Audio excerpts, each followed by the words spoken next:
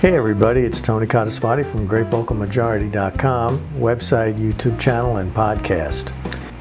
Today, I entitled this podcast / videocast, They Never Said It. And I want to talk about this for a few minutes, but just about everybody is aware of the fact that politicians tend to shade the truth in their favor, and we all know this, and that's putting it charitably. Not all politicians lie, and not all politicians who do lie about the same things or lie in the same way. Liberals and leftists, though, notoriously misquote their opponents and then ridicule and condemn them for things that they never said. Another tactic that's often used, they grossly exaggerate or embellish a fact in order to enhance the credibility against their political enemies. And finally, they just outright lie. And now that is, and by lie, what I mean are statements that are completely untrue or misleading and are propagated knowingly. In this video, what I'm going to do is illustrate these kinds of tactics that the left uses in politics, entertainment, and in the media, in spreading falsehoods about their political enemies in a number of different examples. Now here's an example of something that was never said. I can see Russia from my house. That was attributed to Sarah Palin, but she never said it. These words were uttered by, of all people, Tina Fey in a Saturday Night Live skit. Now I think a lot of people know this now, but people still say that Sarah Palin says she could see Russia from her house, and those words never left her lips. Do you know who said, I can see Russia from my house? Sarah Palin. Okay. Palin, Sarah Palin. Sarah Palin. I can see Russia from my house. Sarah Palin. Who said, I can see Russia from my house? Oh, that was the Alaskan lady. I'm going to give you a quote and you tell me who said it. I can see Russia from my house. Sarah Palin. I can see Russia from my house. Sarah Palin. Sarah Palin? You guys say Sarah Palin? Sure, why not? I can see Russia from my house. That's Sarah Palin. You asked me, right? I asked all of you. I mean, okay. And everybody said Sarah Palin, right? Yeah. It's a consensus? I can see Russia from my house.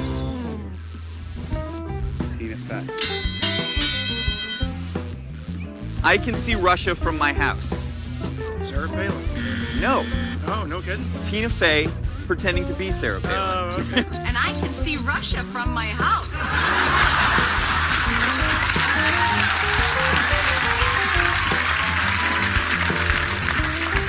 What Palin actually said was that you can see Russia from parts of Alaska, which is totally true. You can. What insight into Russian actions, particularly in the last couple of weeks, does the proximity of the state give you? There are next door neighbors, and you can actually see Russia from land here in Alaska. Another deliberate misquote was attributed to Donald Trump when he said, supposedly, Vladimir Putin is a great leader. Now, that's supposed to support the leftist position that Trump admires Putin because he's an autocrat.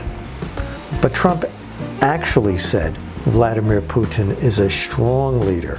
When you look at Vladimir Putin, you said he's a great leader of his country, but he's also a guy that... No, I didn't say that. I said he's a better leader than Obama. But he does get rid of... I said he's a better leader than Obama because Obama's not a leader. So he's certainly doing a better job than Obama is, and that's all. Why are you so comfortable praising Vladimir Putin? I'm not. I didn't praise him. He praised me. He called me brilliant. He said very nice things about me. I mean, I accept it. Well, you've called him a strong leader. He is a strong leader. What am I going to say? He's a weak leader? He's making mincemeat out of our president. He is a strong leader. I mean, you would like me to call him a weak leader. He's a strong leader. And I'm not going to be politically correct. He's got an 80% approval rating done by pollsters from, I understand, this country, okay? So it's not even done by his pollsters. Now the difference may seem small, but it's a very significant difference. And here's why. When you call something great, you're making a value judgment on it. You're saying that it's great, and connotes something positive. But strong carries much less of an implicit value judgment, and it's really more descriptive in nature. Either if you're strong, you're strong. If you're not, you're not. I mean, I can't call somebody strong when they're not strong. Try to put it in another way. You could argue that Putin is a strong man, but you would not argue that Putin is a great man. I think that kind of sums it up. And now another thing that they do is they have gross exaggerations. Here's a good example. All 17 intelligence agencies agree that Russia interfered in our election. The Russian government has engaged in espionage against Americans. Then they have given that information to WikiLeaks for the purpose of putting it on the internet. This has come from the highest levels of the Russian government, clearly from Putin himself, in an effort, as 17 of our intelligence agencies have confirmed, to influence our election. And when you get a lot of experts agreeing on the facts, sometimes they're wrong, but when you get 17 intelligence agencies agreeing on something, I used to be on the intelligence board. I always voted no, just so it wouldn't always be 17-0. When you get all of them agreeing on something, that's rare, that's unusual. The other thing that was fake news coming from President Trump is when he said, well, I keep hearing it's 17 intelligence agencies that say Russia meddled in the election. I think it's only 3 or 4. Where does that number come from? Where is this 3 or 4 number come from?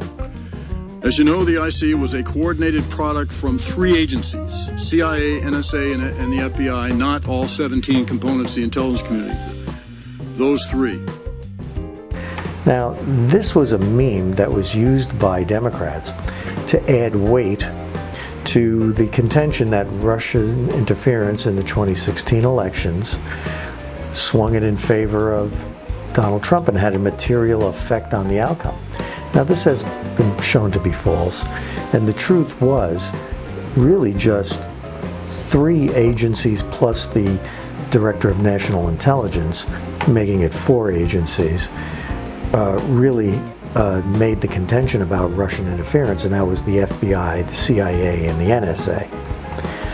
And they did that because they had jurisdiction. Now, the other 13 agencies that make up the intelligence establishment had no jurisdiction into the realm of elections. I mean, you're talking about the Office of Army Intelligence, Marine Intelligence, Naval Intelligence, Air Force Intelligence, Coast Guard Intelligence, the Drug Enforcement Administration, Department of Homeland Security. I mean, you had a whole number.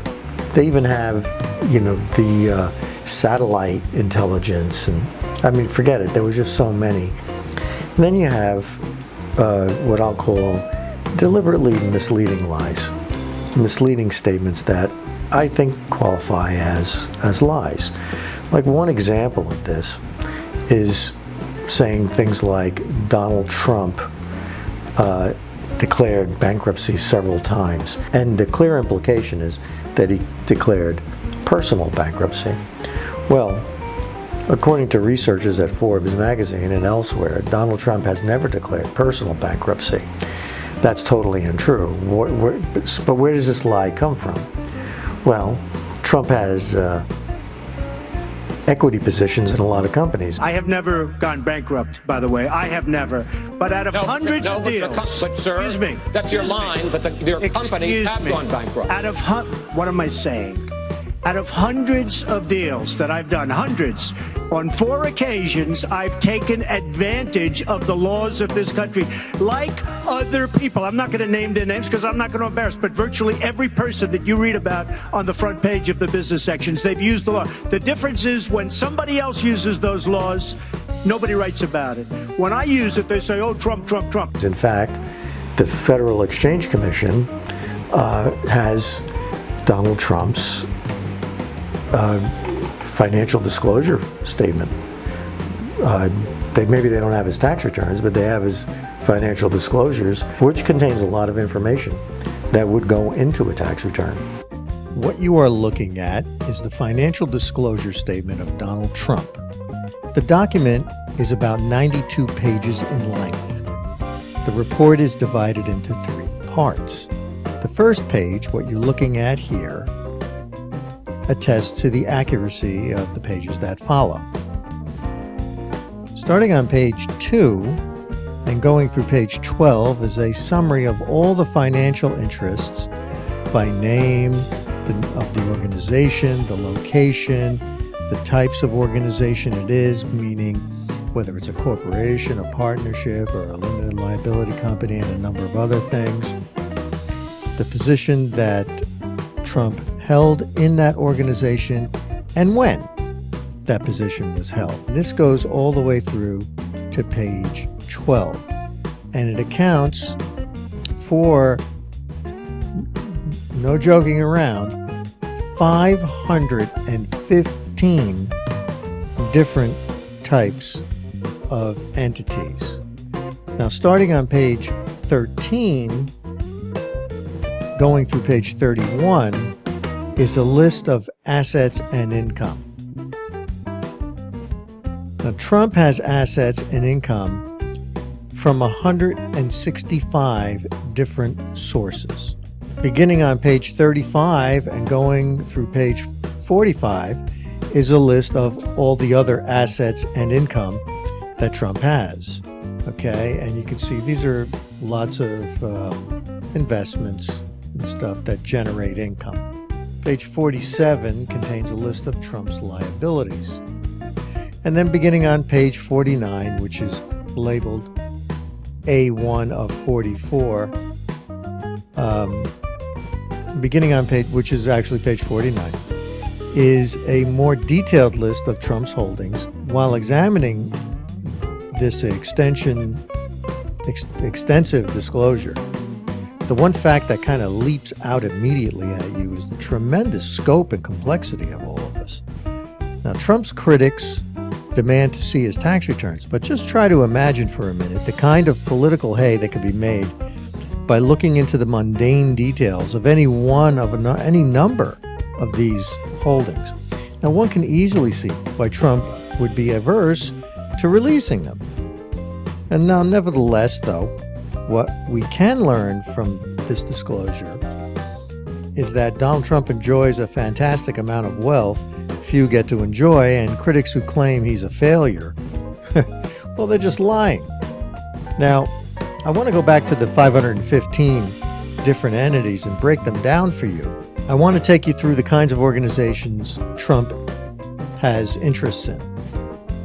255 are limited liability companies. 215 are corporations.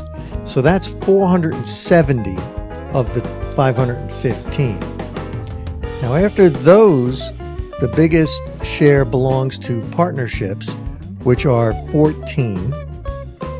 And there are also 14 trusts, which most of which are on this page that you can see here. And if you take a close look at it, it's all for the benefit of this, for the benefit of that. These are all family-related trusts. FBO means for the benefit of.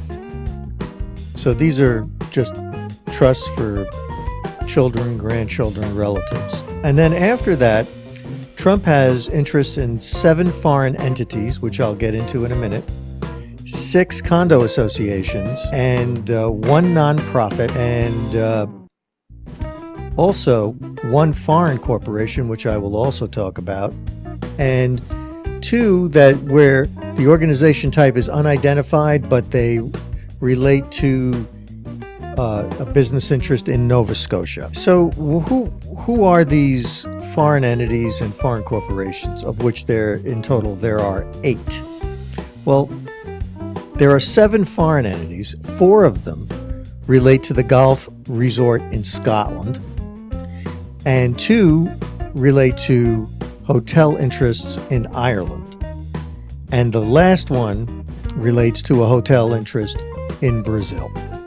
The foreign corporation that Trump has an interest in is located in Bermuda and relates to his jet. So this is it. This is the financial disclosure of Donald Trump. And it's interesting when you think about people who go through conniption fits about getting to see his tax returns, when I would be willing to bet you that most people who do that kind of complaining haven't even taken a glance at what Trump has already released. Now, this may not be sufficient for some people. Okay, that's fair. But have they even looked at what he has released? At least start there.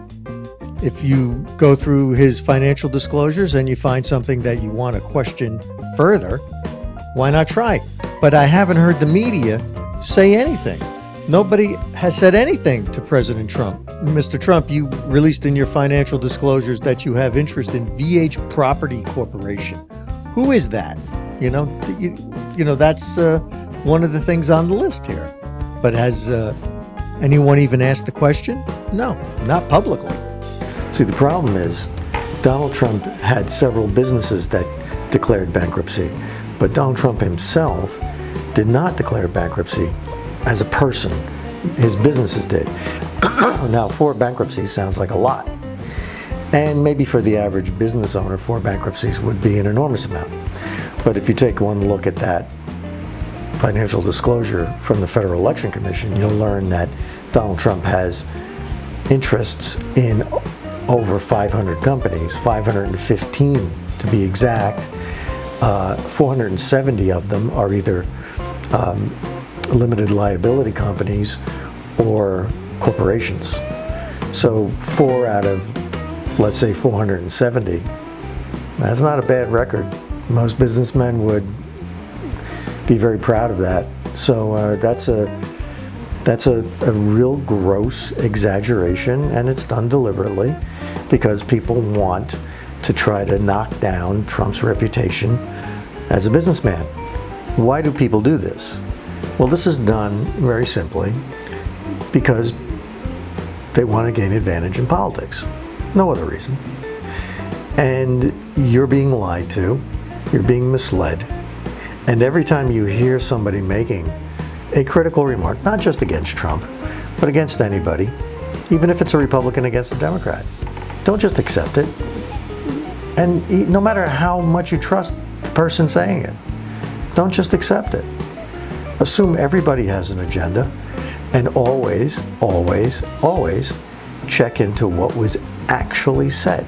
Because more often than not, especially when it comes to Democrats and the left, you're going to find that the truth is different than what they told you. That's it for me. I'm Tony Condespati. Thanks for listening. Take care.